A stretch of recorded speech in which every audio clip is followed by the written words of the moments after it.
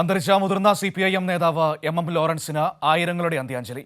മുഖ്യമന്ത്രി പിണറായി വിജയൻ, മന്ത്രിമാർ, വിവിധ രാഷ്ട്രീയ കക്ഷി നേതാക്കൾ, മമ്മൂട്ടി, പ്രൊഫസർ MK സാനു ഉൾപ്പെടെ കലാസാംസ്കാരിക പ്രവർത്തകർ തുടങ്ങിയ ഒട്ടേറെ പേർ അന്തരിച്ച നേതാവിന് അന്തിമോപചാരം അർപ്പിച്ചു.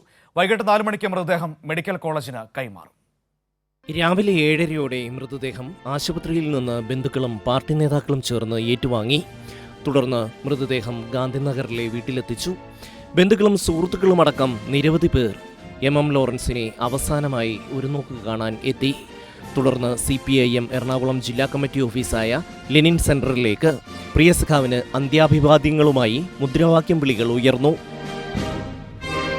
മൃതദേഹത്തിൽ പോളിറ്റ് ബ്യൂറോ അംഗം MA ബേബിയുടെ നേതൃത്വത്തിൽ പാർട്ടി നേതാക്കൾ ചെങ്കൊടി പുതപ്പിച്ചു.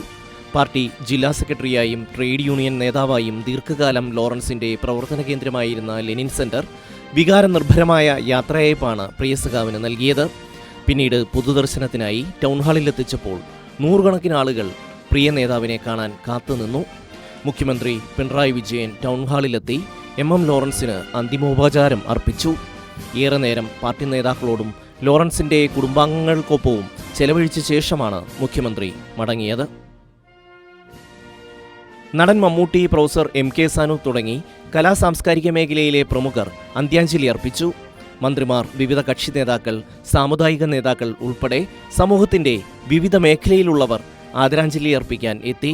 ഒപ്പം സാധാരണക്കാരായ 100 കണക്കിന് ജനങ്ങളും പ്രിയ നേതാവിന് വിവിധ ഇടങ്ങളിലെത്തി അന്തിമാഞ്ജലി അർപ്പിച്ചു. കൈരളി TVക്ക് വേണ്ടി senior news editor Sali Muhammad മൃതദേഹത്തിൽ റീത്ത് സമർപ്പിച്ചു. കൈരളി ന്യൂസ്, കൊച്ചി.